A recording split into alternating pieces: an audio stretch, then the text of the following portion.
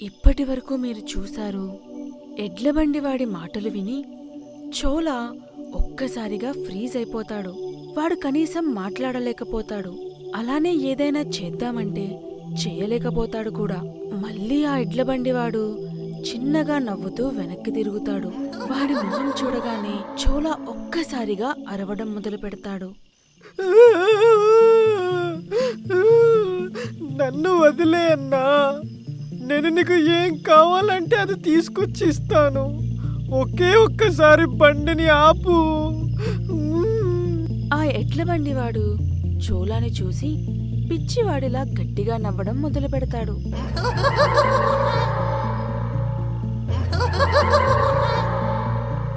చోళ ఆ ఎడ్లబండిలో నుంచి కిందకి దూకేయడానికి ప్రయత్నిస్తూ అటూ ఇటూ చూస్తూ ఉంటాడు.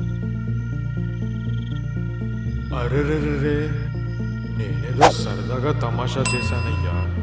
నువ్వు నిజంగానే భయపడినట్టున్నావే. ఆ మాట వినగానే చోళాకి ఒక్కసారిగా ప్రాణం పోయి తిరిగి వచ్చినట్టవుతుంది. ఇదేం పిచ్చి పని అసలు? ఎవరైనా ఇలా తమాషా చేస్తారా మనుషులతో? చోళ అచ్చం చిన్న పిల్లాడిలా బుంగమూతి పెట్టుకుని కూర్చుంటాడు. అయ్యా, నేను కేవలం ఇది చూద్దాం అనుకున్నాను. నువ్వు కూడా మీ నాన్నగారిలాగా ధైర్యవంతుడివేనా కాదా అని. చోళ చాలాసేపటి వరకు కామ్గా ఉండిపోతాడు. కనీసం వాడు ఏం మాట్లాడడు. అలాగే ఆ బండివాడు అడిగే ఏ ప్రశ్నకి జవాబు కూడా చెప్పడు. చాలాసేపు అలా కామ్గా ఉన్న తరువాత అందరూ మా నాన్నగారిలాగా ఏమీ అవ్వకుండా చక్కగా తిరిగి వచ్చేసేవారా?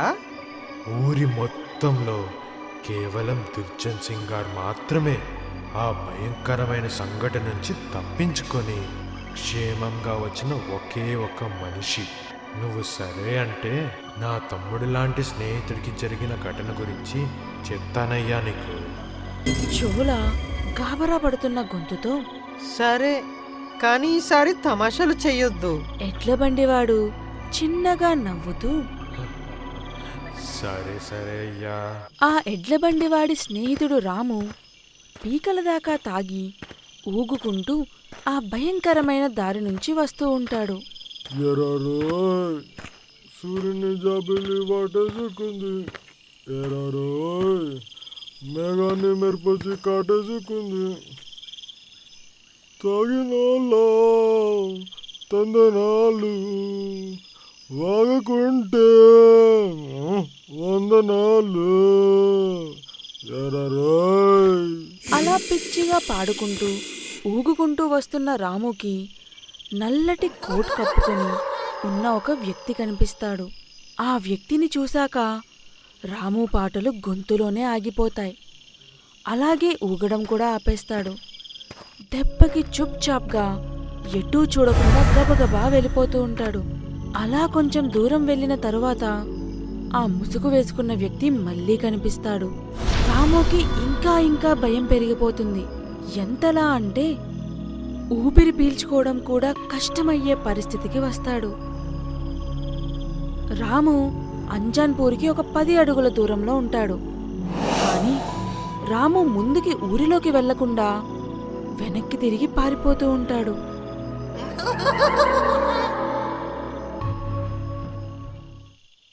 మరుసటి రోజు ఉదయం రాము బాడీ సరిగ్గా ఇక్కడే దొరికింది. ఎక్కడైతే ఇప్పుడు మనం నించొని ఉన్నామో. నీకు అతని చావు గురించి ఇంత డీటెయిల్గా ఎలా తెలుసు?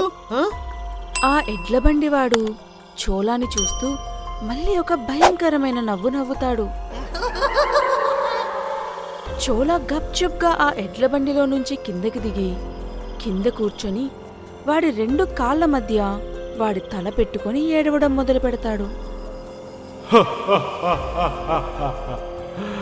అరే రే, తమాషా చేశానయ్యా, అంతే. అదిగో చూడు, ఒక 10 అడుగులు వేస్తే అంజాన్పూర్ చేరుకుంటాం. పదా. చోళ తన తలని తన కాళ్ళ మధ్యలో పెట్టుకొని అచ్చం ఆ బండివాడు ఇందాక ఎలా అయితే భయంకరంగా నవ్వాడో అలాగే నవ్వుతాడు. మరుసటి రోజు ఉదయం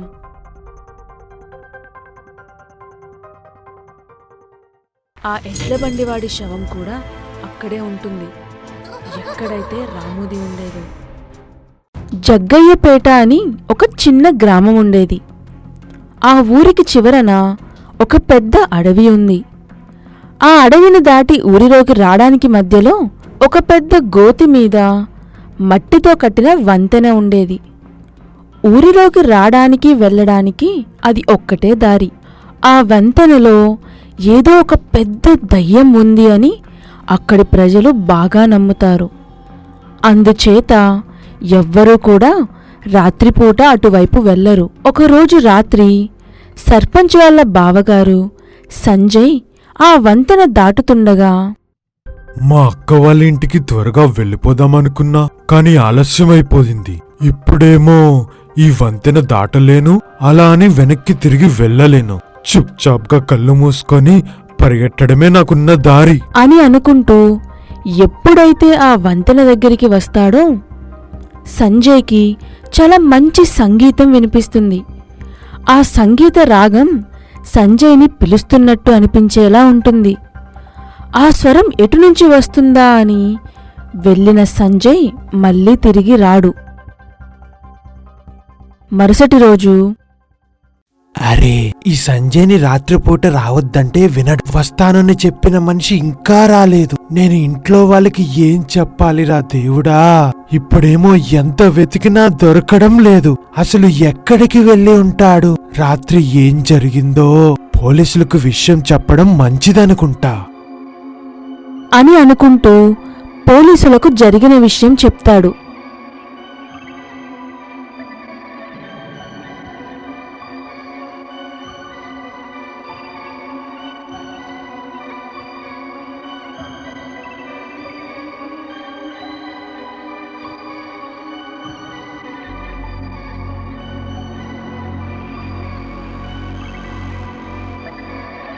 కాని ఎంత వెతికినా సంజయ్ మాత్రం దొరకడు.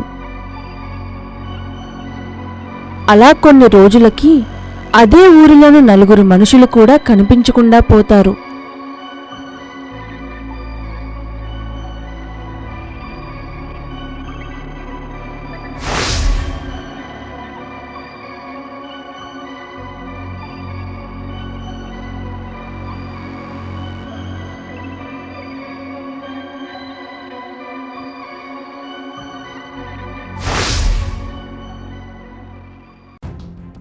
ఇది ఇలా ఉండగా ఒకరోజు వేసవి సెలవుల కారణంగా సర్పంచ్ కొడుకు రాజ్ ఆ ఊరికి వచ్చి జరిగిన సంగతి మొత్తం తెలుసుకుంటాడు.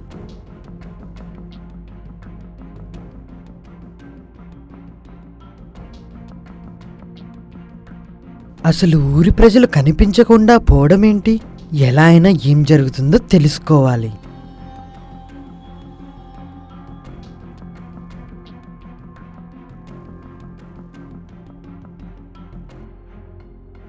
అరే రాజ్, నువ్వు ఎక్కడికి వెళ్ళొద్దు.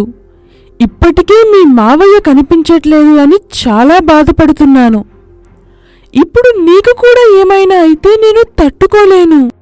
కానీ అమ్మా, అసలు ఏం జరిగిందో తెలుసుకోకపోతే ఎలా చెప్పు? వద్దు రాజ్, వద్దు. జరిగిందేదో జరిగింది, కానీ నువ్వు వెళ్ళడానికి నేను ఒప్పుకోను నాన్నా. సరే అమ్మా, నేను ఎక్కడికి వెళ్ళనులే.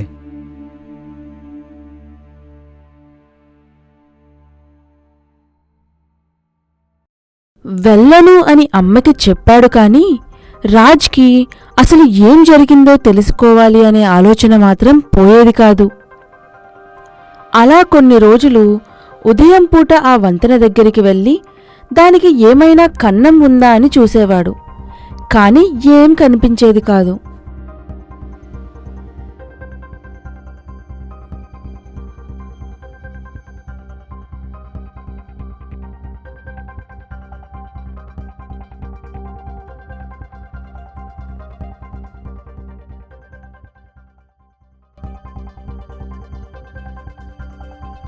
అలా ఒకరోజు రాత్రి అసలు విషయం ఏంటో తెలుసుకుందామని రాజ్ ఆ వంతెన దగ్గరికి వెళ్ళి అక్కడ తిరుగుతూ ఉంటాడు.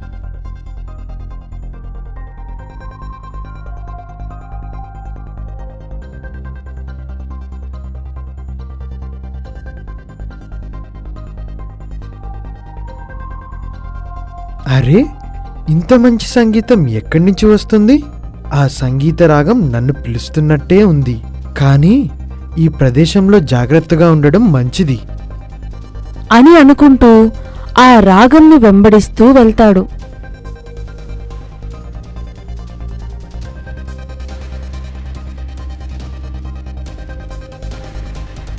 కొంచెం దూరం వెళ్ళేసరికి రాజ్కి ఒక భయంకరమైన దయ్యం కనిపిస్తుంది.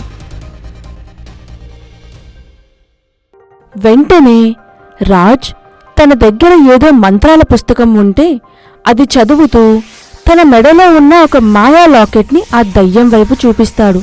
అప్పుడు ఆ దయ్యం, వద్దు, అవి చదవడం ఆపు.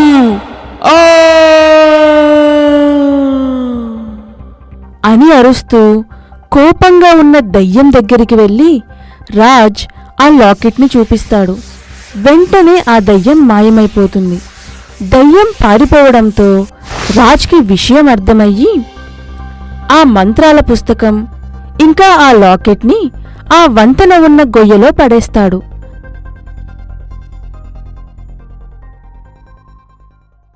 అప్పటినుంచి ఆ దయ్యం వల్ల ఊరి ప్రజలకి ఏ హాని జరగలేదు.